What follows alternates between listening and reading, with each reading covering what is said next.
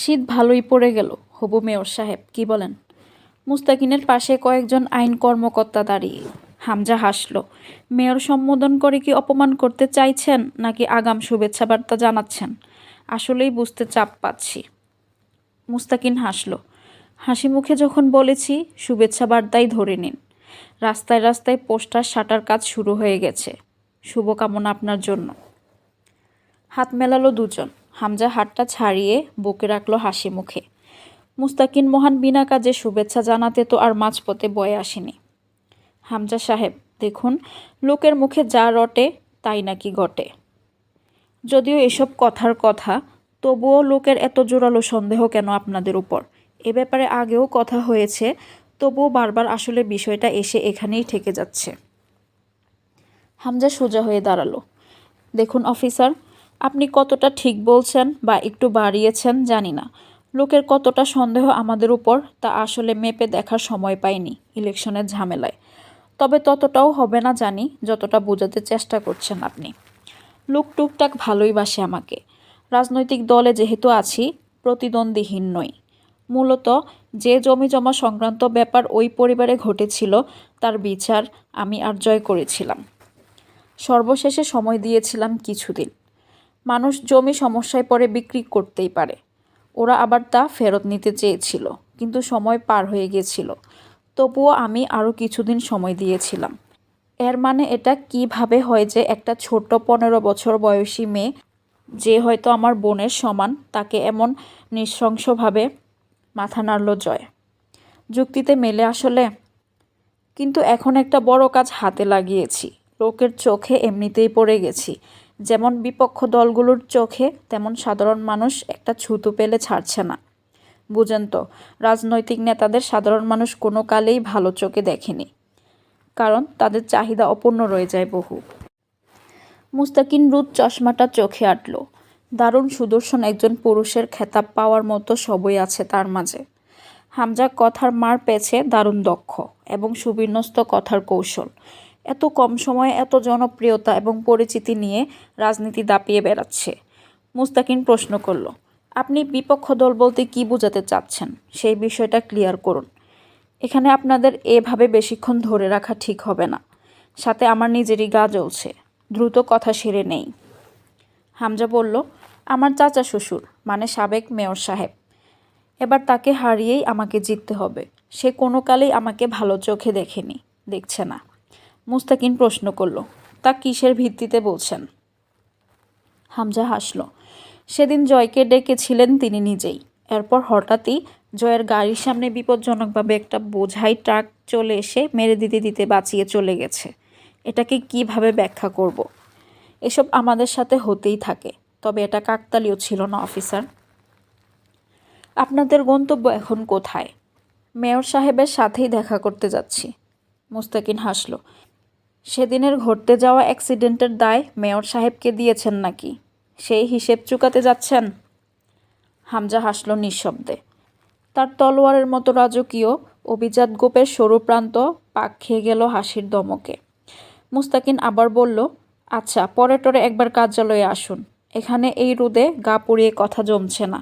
অনেক তথ্যের প্রয়োজন। মানছি এখন ব্যস্ত আপনারা, তবে তবুও একটু আসুন সময় করে। চলি। হাত মিলিয়ে গাড়িতে ওঠার সময় জয়কে বলল মুস্তাকিন, গিয়ে আবার মেয়র সাহেবকে খুনটুন করে আসবেন না যেন। জয় নিজস্ব ভঙ্গিমায় ঠোঁট এক পেশে হাসি হাসল। আমাদের আগে আপনিই দেখছি শিওর সেদিনের কাজটা মেয়র করেছে। খাড়া দুপুর। বাংলায় অগ্রহায়ণ মাস পড়ে গেছে। ঠান্ডা গরমের কাটাকাটি চলছে। জয় গাড়ি থেকে নামলো। পরে হামজা বেরিয়ে গেছে ফোন কানে ধরে। সামনে দোতলা বাড়ি। কবির জয়কে জিজ্ঞেস করলো, আমি কি যাব ভেতরে? জয় ঘাড় ঘুরিয়ে তাকালো। আমার বিয়ের বরযাত্রী হয়ে এসেছো শালা। আমার সাথে গিয়ে আস্ত মুরগির প্লেটের সামনে বসবি তাড়াহুড়ো করে? হামজা ফোনে কথা সেরে এসে দাঁড়ালো। জয় খেক খেক করে উঠল। তোমার ফোন না ঘন্টা, বালটা সারাদিন খালি বাজতেই থাকে। জন্টু সাহেবের বাড়িতে আলাদা বৈঠকখানা নেই। চাচা শ্বশুরের বাড়ি ছাড়াও মেয়রের বাড়িতে 2 ঘাঘর যাতায়াত আগে পরেই আছে। বসার রুমে বসেই রাজনৈতিক আলোচনা সারেন মেয়র কামরুজ্জামান জন্টু। এখন আর ওনার সাথে ওনার সহকারী নেই, ওরা এসেছেই ভর দুপুরে, অসময়ে। বাজার করার লোক জানিয়ে গেল, বসুন আপনারা, বাবু আসতেছে। জয় বলল, যা পারে না তা মারাতে হবে কেন? ভদ্র বাংলার পেছন মারছে। হামজা শক্ত মুখে তাকিয়ে বলল, তোর খাপছাড়া মুখে লাগাম দে জয়, নয়তো একটা থাপ্পড় মারব, দুটো দাঁত পড়ে যাবে সামনের পার্টি থেকে। ব্যাপার না, তবে তাতে তোমার 1000 খানেক ভোট কমবে এবার। তুই একাই 1000 ভোট মারবি? আমার বাচ্চারা মারবে। এখন আবার জিজ্ঞেস করো না এত ছোট বয়সে এতগুলো কেমনে জন্মাইছি। আসলে সবাই ক্যাপাসিটির ব্যাপার। বড় ভাই আমি তোর। জয় অবাক হলো। ও, জানতামই না, আগে বলনি কেন সাহেব? আপনি আমার ভাই, অথচ পরিচয়ই ছিল না। এই সুখ আমি সইব কেমনে? জন্টু সাহেব নিচে নামলেন। মেয়র সাহেব জিজ্ঞাসা করলেন, কি খাবে তোমরা? জয় ফোন থেকে চোখ না তুলে বলল, চা পানি খাওয়ার হলে দুপুরে আসতাম না মেয়র কাকা। দুপুরের ভোজে কি কি আছে সেটা বলুন। মেয়র সাহেব হাসলেন। খারাপ নেই, পছন্দ হবে তোমাদের। খেলে তো ভালোই, এরকম আন্তরিকভাবে খেতে কয়জন চায়? আলোচনার ক্লাইম্যাক্স ভালো হলে খেয়েই যাব। এখন চা কফি মার্কা সস্তা খাবার রাখুন। মেয়র বললেন, শুরু করো। আপনি বসে যান। আমাদের পরিবার থেকে কেউ মেয়র পদপ্রার্থী হয়ে নির্বাচন করেছে এবার, জানেন তো? মেয়র হেসে ফেললেন। কেন, ভয় পাচ্ছ নাকি? আমি বিরোধী দলে থাকলে তোমাদের পরিবারে ভোট পড়বে না? হামজা হাসল। ভয়? ভয় নয়। আমার ছেলেরা আপনার সাথে হাঙ্গামা করবে কাকা। আমি সুষ্ঠু নির্বাচন চাইছি। তাই আপনি বসে গেলে ঝামেলা থেকে বেঁচে গেলেন। প্রফিট আপনার, অ্যাডভাইস আমার। মেয়র বললেন, রাজনীতিতে এতগুলো বছর কাটিয়েছি, হাঙ্গামার সাথে পরিচিত না হয়েই। বেশি দিন বরং ঝামেলা না হলেই খুব মিস করি ঝয় ঝামেলাকে। তো এভাবে কি সব প্রার্থীকে হাঙ্গামা থেকে রক্ষা করতে বাড়ি বাড়ি গিয়ে অনুরোধ করে আসবে? তোমার মতো এমন শুভাকাঙ্ক্ষী বিরোধী কয়জনের কপালে জুটেছে রাজনৈতিক জীবনে? অনুরোধ করছি? হাসল হামজা। কাকা, আমি শুধু ছাত্রলীগ করে যে জনতা আর ফেম জুটিয়েছি, আপনি 5 বছর মেয়র থেকে কেন, আরও 10 বছর সময় নিলেও তার একাংশ নিজের করতে পারবেন না। আচ্ছা, ক্ষমতাধারী হয়ে গেছো তাহলে। তো সেই হিসেবে এখন তুমি ক্ষমতার জোরে প্রতিদ্বন্দ্বীহীন নির্বাচন করতে চাও? তাহলে সে জিতাকে জেতা বলা চলবে নাকি? আমি শুধু আপনাকে বসতে বলছি। তুমি বললে আমি বসে গেলাম। ভয় পেয়েছি খুব তোমাকে জামাই আব্বা, নাটকীয়তার সুরে বললেন মেয়র। স্বাভাবিক স্বরে জবাব দিল হামজা, কিন্তু আমি তো আপনাকে ভয় পেয়ে বসতে বলিনি। ভালোভাবে বুঝে শুনে বসে পড়ুন। বুঝলে আপনি আপনা থেকেই বসে যাবেন অবশ্য। কি বুঝবো আমি? কত কিছুই তো রয়ে গেছে বোঝার। মেয়র সাহেব শান্ত স্বরে বললেন, এমন কি বোঝার রয়েছে যার জন্য নির্দিষ্ট করে শুধু আমাকেই বসে যেতে হবে, এবং সেটা তোমার বলাতে? আমাকে দুর্বল আর নিজেকে বেশি পাওয়ারফুল ভেবো না। ঝড় কিন্তু আগে পাওয়ার হাউসকেই ড্যামেজ করে বাপ। হাসলেন মেয়র সাহেব কথাটা বলে। হামজা হাসি মুখে বলল, আপনি বসে না গেলে বিশাল তামাশা খাড়া হবে কাকা, যেটা এমনিতেও আপনার নির্বাচন ডাউন করবে। মেয়র সাহেব প্রত্যুত্তর করলেন, তামাশা আমরা না করতে শিখেই রাজনীতিতে 28 বছর কাটাইনি। এটা ভুলে যাচ্ছ কেন পাগল ছেলে? তুমি তো সেদিনের ছেলে। যা হোক, বলো কেন বসতে হবে আমাকে? আমি চাইছি তাই, এটুকুই যথেষ্ট। আপনি আমার প্রতিপক্ষ বলে বলছি, এমন ভাবাটা কেমন উদ্ভট হয়ে যাবে না? নির্বাচন কেমন হওয়া চাই জানেন? 1000 কয়েক প্রার্থীর ভিড়ে আমি জিতে বসে থাকব, এমন। ইনফ্যাক্ট আমি আপনাকে আর নির্বাচন করতে দেব না, ব্যাস, এজন্য আপনি বসে যাবেন। এর চেয়ে বড় কারণ দরকার নেই আর। স্বাভাবিকভাবে জানতে চাইলেন মেয়র সাহেব, না চাওয়ার কারণ? হামজা চুপচাপ কিছুক্ষণ মেজের দিকে চেয়ে থেকে ঠোঁট কামড়ালো। এরপর বলল, এই যেমন সেদিন আপনি জয়কে ডাকলেন কথা বলার জন্য, এরপর নিজে আবার বোঝাই করা ট্রাক পাঠালেন জয়ের গাড়ি পিষতে। এতে উদ্দেশ্যটা কি? আপনি ডেকে আপনিই কেন জয়কে মারবেন? এই প্রশ্ন উঠবে মার্ডারের পেছনে। আপনি সন্দেহের তালিকা থেকে মুক্ত হবেন, জয় টপকে যাবে। 1000 বছর পুরনো টেকনিক। এজন্য আমি বলি, রাজনীতি তরুণ জনতাদের জন্য। বয়স বাড়ার সাথে সাথে মানুষের এমন মার প্যাচের জগৎ থেকে অবসর নেওয়া উচিত। এরকম মূর্খ খেলায় মস্তে আমি লজ্জা পেয়েছি জানেন। আমার প্রতিপক্ষ এত কাঁচা হলে কি করে চলবে? মেয়র সাহেব চাপা স্বরে বললেন, জয় নিঃসন্দেহে ছাত্রনেতা হিসেবে খুব দায়িত্বশীল ভাইস প্রেসিডেন্ট, অথচ তলে তলে কুকীর্তির অভাব রাখে না সে। তা তো আর অজানা না আমার। তবুও কোনো দিন তোমার গিট্টু খুলতে যায়নি। সোসাইটিতে বাচ্চা মানুষ তুমি, দাপট করে বেড়াচ্ছ, বেড়াও, একাই ঝরে যাবে দিন গেলে। কিন্তু এবার জয় কি করলো? একটা মেয়েকে খেয়ে দিয়ে ভোগে পাঠিয়ে দিয়েছে। তা করেছে, তাতেও দোষ দিচ্ছি না, পুরুষ মানুষ করতেই পারে। কিন্তু আমার ডাক পড়লো দুদিন পিবিআই ডিপার্টমেন্টে, বাড়িতে তল্লাশি চলল উল্টে পাল্টে। এক পর্যায়ে মেয়র সাহেব বিক্ষুব্ধ হয়ে উঠলেন। আমার রেপুটেশন খেতে উঠে পড়ে লেগেছ দুই ভাই। আমি তোমাদের জান হজম না করে ছেড়ে দেই কি করে? এখন আবার এসেছো হুমকি দিয়ে লাঠি কেড়ে নিতে। বাচ্চাদের খেলাঘরের মতো বিবেচনা বোধ তোমার। তোমার নিজেকে কাঁচা খেলোয়াড় মনে হচ্ছে না হামজা? আজও ঝন্টু সাহেবের যে চিন্তাধারা এবং শীতল দাপটে আচরণ, তাতে হামজা খুব মজা পায় বরাবরই এই লোকের বিরুদ্ধে পলিটিক্যাল ট্রিক্স চালিয়ে। মনের মতো বিরোধী মনে হয় এনাকে। হামজা চুপ করে থাকলো কিছুক্ষণ, পরে বলল, জয় এসব করেছে তা কোন ভিত্তিতে বলছেন আপনি? মেয়র পান খাওয়া লালচে দাঁত বের করে ক্যাটকেটে হেসে উঠলেন। আবার ভিত্তি খুঁজছে ছেলে, দেখো কাণ্ড। হামজা জানালো, জয় এসব করেনি। তা না হয় প্রশাসন জানে, তুমি তো জানি জয় করেছে। হামজা জোর দিয়ে বলল, এবার প্রশাসন যা জানে আমার আপনারও তাই জানার। হামজা জানালো, জয় এসব করেনি। তা না হয় প্রশাসন জানে, তুমি তো জানি জয় করেছে। হামজা জোর দিয়ে বলল, এবার প্রশাসন যা জানে আপনার আমারও তাই জানার, কারণ সত্যিটা তাই। দুনিয়ার সব অপরাধ তো আর জয় একা করতে পারে না, ওরও তো একটা ক্লান্তি আছে অপরাধ করে। কালুও করতে পারে কাজটা, রাজনের লোকেরা করতে পারে। দিনাজপুরে যে একটা শীর্ষ সন্ত্রাস ত্রাসের সাম্রাজ্য গড়ে তাতে বাদশাহী করছে, তা ভুলে যাচ্ছেন আপনি কাকা। মেয়র সাহেব চেয়ে রইলেন কিছুক্ষণ হামজার দিকে। শান্ত, শীতল, ধূর্ত নেতাকর্মী হামজা। কোনো কিছুতে বিচলিত হবার প্রবণতা দেখা যায় না তার চেহারায়। মেয়র সাহেব বললেন, রাজন নাও করতে পারে, তুমিও করতে পারো, বেটা ছেলে মানুষ বলে কথা। তুমি ভিত্তি খুঁজছিলে না? ভিত্তি দেই তোমাকে। ধরো, যে ঘটনা ঘটেছে মেয়েটার সাথে, তা তোমরা করেছো কোনো কারণে, আর এখন তার দায় আমার ওপর চাপিয়ে আমাকে বদনাম করে ডাউন করতে চাইছো। দুটো নিশানা, একটা তীর। হতে পারে নাকি এরকম? আমাকে বসিয়ে মেয়র হবে পাটোয়ারি পরিবারের কেউ, এটাই তো বলতে এসেছো? যখন দেখলে নির্বাচন খুব কাছে এসে গেছে, প্রতীক বের হয়ে গেছে, আমাকে জেলে পোড়া হলো না, তীর লাগলো না আমার গায়ে, তোমরা তিন বাপ বেটাই জন্মের ফাঁসা ফেসে গেছো, আর বাড়ি চলে এসেছো বাড়ির ছেলে দুটো।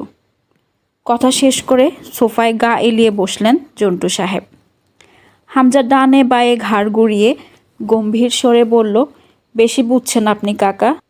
জয় কিছুই করেনি। আমি যা কামিয়েছি এই লাইনে, এবার চাইলে সংসদ নির্বাচন করলে সংসদের একটা সিট আমার ঘাড়ে পড়ে যেত নির্ভেজালভাবে। তবে এত তাড়াতাড়ি লাফ দিয়ে কলা খাওয়ার নই আমি। মোরবার এবার নির্বাচন করছেন না আপনি, সোজা কথা। ধরে নিন এটা আপনার পাওয়া শাস্তি, অথবা আমার জোর। হতে পারে সেই জোরের জেরে শুধুই আমার ইচ্ছে। আপনার শাস্তি এই যে, প্রতীক বের হবার পরে আপনি নিজে গিয়ে নির্বাচন অফিসে নিজের নামটা কেটে আসবেন লাল কালিতে। ভোট কেন্দ্রে আপনার নাম এবং প্রতীকের কোনো রকম ব্যালট পেপার থাকবে না। আপনি যা করেছেন তা তো ভারী পড়বেই আপনার উপর। ও চিন্তা তুমি করো না বাপ, আমি ভার বয়ে নেব। জয় এতক্ষণে হেসে ফেলল। একটু বেশিই ভার কাকা, আপনার শক্তিতে নাও কুলাতে পারে। এই বয়সে ঘাড় বেঁকে গেলে মুশকিল, মেরুদণ্ডের হাড় ভেঙে গুঁড়ো হবার চান্সও আছে। তাই নাকি? জয় ফোনটা হাতের মধ্যেই ঘুরাতে ঘুরাতে বলল, আপনার ইটবালুর বিশাল ব্যবসা আছে না? কার নামে যেন চলে? আপনার বউ থুক্কু চাচির নামে। ঝিরি এন্টারপ্রাইজ। ঝিরি কার নাম কাকা? মেয়র সাহেব ভ্রু কুচকালেন। জয় ফোনের স্ক্রিনটা ঘুরিয়ে ধরল। সেখানে দেখা যাচ্ছে লণ্ডভণ্ড অবস্থায় সন্ধ্যার আকাশের নিচে গাড়ির ফ্রন্ট গ্লাস ভেদ করে খুব কাঁপাকাঁপির সাথে তোলা এক ভিডিও। কয়েক সেকেন্ড পর তার অ্যাঙ্গেল চলে গেল। গাড়ির ভেতর থেকে জানালা দিয়ে হাত বাড়িয়ে পেছন দিকে দৃশ্যটা শ্যুট করা কোনো ভিডিও ফুটেজ। সেখানে স্পষ্ট দেখা যাচ্ছে যে ট্রাকটা এতক্ষণে এই গাড়ির সামনে ছিল, তা গাড়িটাকে পাশ কাটিয়ে এখন পেছনে চলে গেছে। ট্রাকের পেছনে বেশ বড় করে রং দিয়ে লেখা ঝিরি এন্টারপ্রাইজ। ভিডিওটা তৈরি হয়ে গেছিল জয়ের ফোনের ব্যাক ক্যামেরাতে সেদিন যখন সে কবিরের ভেটকানো ছবি তুলতে ক্যামেরা অন করেছিল। জন্ডু সাহেবের মুখ ভঙ্গিমা দেখে বোঝা গেল না তিনি কি করবেন। খুব খাঁটি রাজনীতিবিদ, বহু বছরের চলাচল এই পথে তার। দুজনে বেরিয়ে এলো বাড়ি থেকে। পাশেটাই হামজার শ্বশুরবাড়ি। জয় খোঁচা মারল, যাও শ্বশুরবাড়ি মধুর হাঁড়ি ভেঙে পেট ফুলিয়ে এসো। মানে আমি আবার গেলে প্রেগনেন্ট হয়ে পেট ফুলবে তা বলছি না, গিলে পেট ফুলাবে। তোমাদেরই তো দিন, আমরা বাল সিঙ্গেল মানুষ, না আছে বউ না শ্বশুরবাড়ি।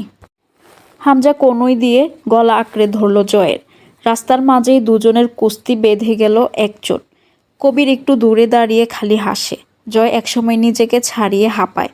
তোমার ওই পাণ্ডবের মতো হাত দিয়ে আমার গলা চাপলে রুহু ব্যথায় না হোক বিরক্তিতেই বেরিয়ে আসবে। এই গায়ে ডিউমিউ কিছু মারো না, ছ্যাঃ কি গন্ধ, ভাবি কাছে আসে তো। হামজা আবার তেড়ে গেল রাস্তার উপরেই। জয় ঝেড়ে দৌড়, সাথে গালাগাল দিচ্ছে।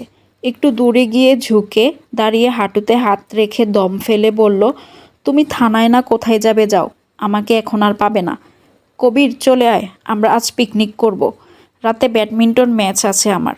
ভালো হ, আলকা জ্ঞান দিতে আসবে না, কানে ব্যথা হয় আমার। সকাল 7টার বাস।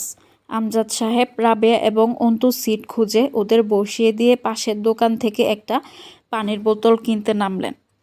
অন্তু আর রাবেয়া পাশাপাশি সিটে বসেছেন।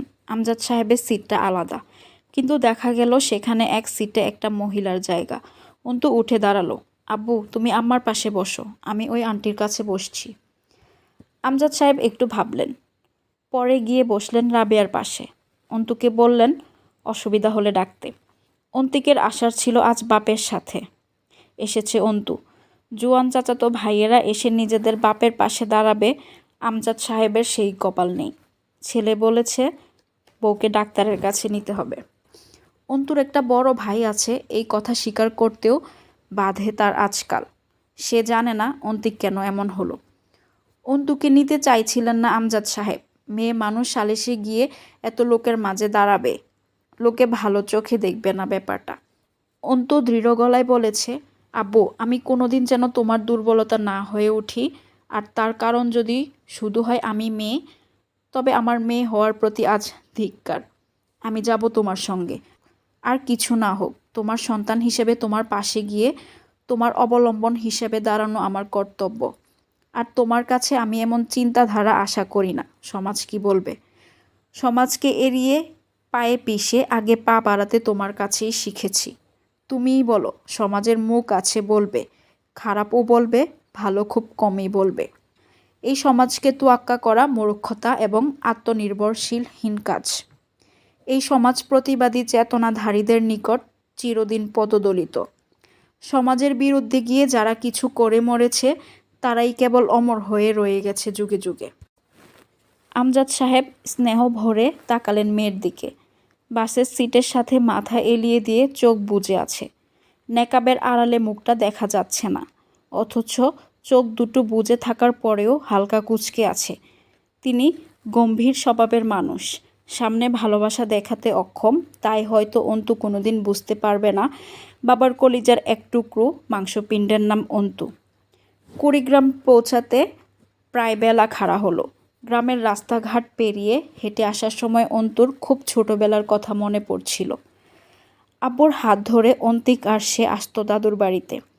রাস্তায় হাঁটতে হাঁটতে আব্বুকে পাশ কাটিয়ে ওর চুলের ঝুঁটিতে টান মেরে আবার অপর পাশে হাঁটা শুরু করতো।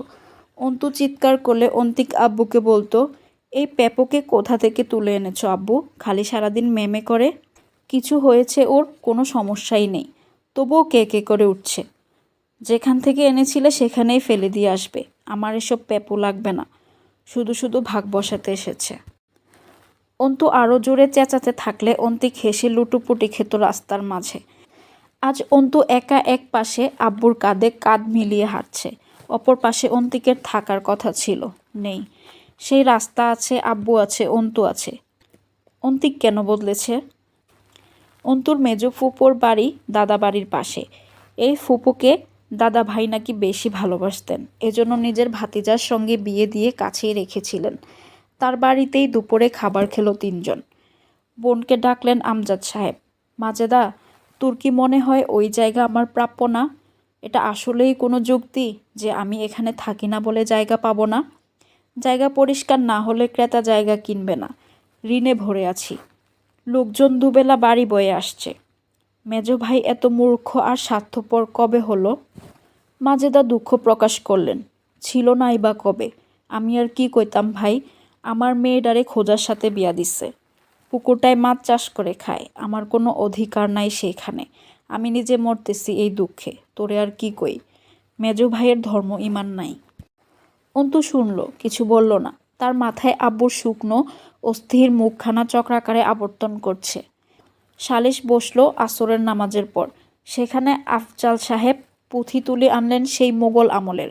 কবে আমজাদ এখান থেকে চলে গিয়েছিল আর আসেনি। তার জমি চাষাবাদ করে সে ঠিকঠাক রেখেছেন। দিনাজপুরে জমি পেয়েছে, সেখানে থাকছে। আবার এখানে ভাগ নিতে আসবে কেন? অন্তু বেশিক্ষণ চুপ থাকতে পারল না। অন্তু রুখে দাঁড়ালো। মাতব্বর মশাইকে বলল, চাচা যান, আমার দুটো কথা আছে। এখন এটা বলবেন না আমি ছোট মানুষ, মেয়ে মানুষ। বড় এবং পুরুষ যখন সস্তা আলাপ জুড়েছে এখানে, তখন ছোট এবং মেয়ে লোককে তো দাঁড়াতেই হবে সঠিক কথা বলতে। এরপর আর কেউ অবশ্য কিছু বললেন না, অথচ বিরূপ দৃষ্টি আটকে রইল কিছু কিছু ভাইরাস টাইপের মানুষগুলোর। অন্তু চাচাকে বলল, আপনি খুব যুক্তিসঙ্গত কথা বলেছেন কাকা। আব্বু এখানে থাকে না, সুতরাং এখানকার জায়গা তার প্রাপ্য নয়। সেই সূত্র অনুসারে আপনিও দিনাজপুরে থাকেন না। ওখানে আপনার যে পুকুর হিসেবে জায়গা পড়ে আছে, ওটা আপনার পাওনা নয়। উত্তম বিচার। এক কাজ করুন, আগামীকাল কোর্টে চলুন। আপনার ওই জায়গা আব্বুর নামে এবং আব্বুর এই জায়গা আপনার নামে রেজিস্টার করার দুটো দলিলে দুজন সই করবেন, এবং তা স্বয়ং আমি তত্ত্বাবধায়ক হিসাবে করাবো। কোনো গরমিল হবে না, আমাকে বিশ্বাস করতে পারেন। তো ওই কথাই রইল কাকা, কাল কোর্টে আসুন। সকলে একদম থ মেরে গেল। খেপে উঠে দাঁড়ালেন আফজাল সাহেব। চড়াইয়া দাঁত ফালাইয়ে দিমু, বেয়াদ্দপ মেয়ে লোক। তোর মতো কুলাঙ্গার মাইয়া জন্ম দিয়া আবার এই পাড়ায় জমি নিতে আইছে তোর বাপ। এক ঘরে করতো এই সমাজ তোর মতো মাইয়ারে এই পাড়ায়। অন্তু হেসে ফেলল। জি জি, কেন নয়। এই পাড়ার এই সুবিচারের ভয়েই তো এই পাড়ায় আসি না জীবনে। অতি উত্তম বিচার হয় এই এলাকাতে। আর এমন সুসমাজে আমার মতো মেয়ে থাকলে প্রতিক্ষণে তামাশা হবে। এজন্যই দূরে আছি, লেখাপড়া করছি, ভালোই চলছে। আজ আব্বুর বাপের ওয়ারিশ সূত্রে পাওনা জায়গা বিনা নোটিশে আপনার হয়ে গেছে। এত চমৎকার বিচার যে এলাকায় হয়, সে এলাকায় পা রাখার যোগ্যতা আমার নেই। এই যোগ্যতা অর্জন করতে অনেক নিচে নামতে হবে কাকা। এত নিচে আমি নামতে পারবো না। এই বিচার দেখতে আসবো এই পাড়ায়, সাহস আছে নাকি আমার? আফজাল সাহেব অনেক রকমের বাহানা করলেন, এটা ওটা তুলে নিজের কীর্তন গাইতে থাকলেন, কিন্তু কাটিয়ে দিল অন্তু। এক বুড়ো মাতব্বর গোষ্ঠীর লোক আমজাদ সাহেবকে বললেন, ও আমজাদ, মায়েরে উকিল বানাইলেও তো পারো গো। মায়া তো সুন্দর, ভালো কথা কইতে পারে দেখতেছি। মায়াডারে পড়ায়ও, বহু দূর যাই বহে। আমজাদ সাহেব হাসলেন। দোয়া করবেন চাচা, সেই আশাই আছে। শেষ অবধি মুখে মুখে একটা ফয়সালা এলো। আফজাল সাহেবের গোয়ালের যে অংশ আমজাদ সাহেবের জায়গায় চড়ে গিয়েছে, সেটুকু ভেঙে জায়গা বের করে দিতে হবে। এবং যেহেতু গোয়াল ইট পাথরে গড়াও নয় ওই অংশ, সুতরাং যথাসম্ভব জলদি ভেঙে ঝামেলা মিটিয়ে দিতে হবে, যাতে আমজাদ সাহেব দ্রুত বিক্রি অথবা যা খুশি করতে পারেন। অন্তু সন্তুষ্ট হতে পারল না। মুখের এই কথা ঘুরে যেতে চোখের পলকও ঠিকমতো ফেলতে হবে না। কোনো ডকুমেন্ট, স্টাম্প পেপার ছাড়া এই কথাগুলো কত আনা সুষ্ঠুভাবে মানবে তার কাকা, সে ব্যাপারে যথেষ্ট সন্দেহ রয়ে গেল।